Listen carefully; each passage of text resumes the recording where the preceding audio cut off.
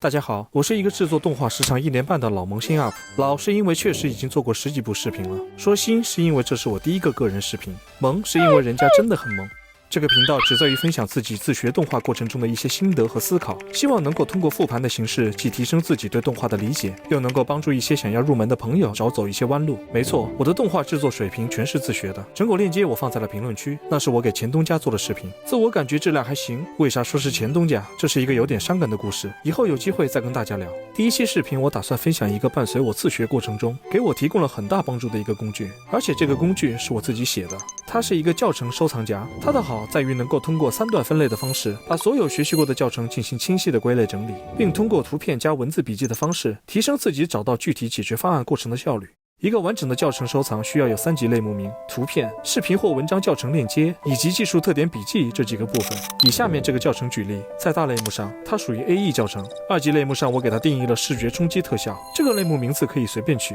只要方便你记忆即可。3级类目则有一个需要注意的地方，就是名字一定要符合该教程的直接特点，而且要尽量具体，避免重名。这主要是因为我的编程能力有限，3级类目重名的话会有些麻烦，后面细说。有了这3级分类，当你需要用到某个效果的时候，可以迅速的进行定位。但如果教程收藏时间太久远，仅凭分类还是有些心有余而力不足的，于是图片就派上用场了。通过该效果最直接的展现，你能清楚的确定这是不是你想要的那个。最后通过这个按钮，用默认浏览器打开曾经收藏的那个视频链接即可。同时考虑到有时候你只是突然想不起来某个特效中运用到某个插件或者软件自带效果，并不需要完全把视频从头到尾看一遍，技术特点这一栏就申请出站了。你可以通过笔记内容来快速的找到你想找到的插件或者效果，前提是你在最初学习教程的时候用心做好了笔记。接下来讲一下教程收集过程中的注意事项。首先是图片在存储的时候必须保持跟3级类目名一致，连标点符号都不能错，否则会导致图片不显示的问题。另外图片必须是 JPG 格式，其他格式也会导致不显示的问题。我的做法一般是用电脑微信截图，然后用美图秀秀转成 JPG 格式。这个小程序没有云端存储功能，只能本地存储。你如果想在不同的电脑上进行使用，就必须得通过存储工具或者云盘进行携带。所以为了方便携带，我设定好了一个规则，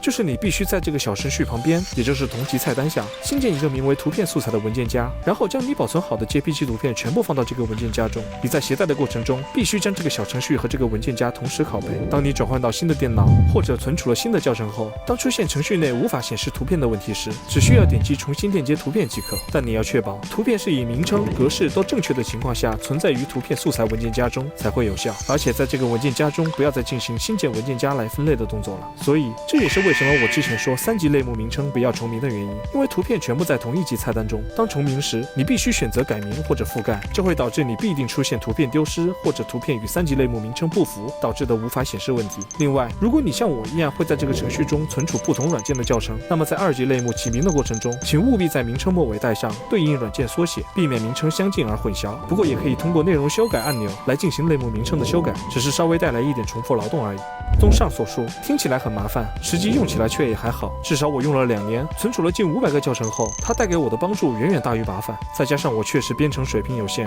为了写这个小程序也是临时自学，而且没打算继续深入，所以我大概率也不会再进行优化和维护了。那么是否要使用它，还请各位根据自己的情况做决定。这个小程序完全免费开放，只求大家点点赞、投投币，然后评论区留言，我这边一有空就会私信将小程序的下载地址发给大家。小程序是基于 Office Excel 开发的，不需要另外安装程序，只用打开红功能即可。如何打开红功能的教程我放在了评论区，说明一下 WPS 不行，苹果系统也不行。以上就是本视频的所有内容了，祝看到这里的朋友诸事顺利，越变越强。咱们下期再见。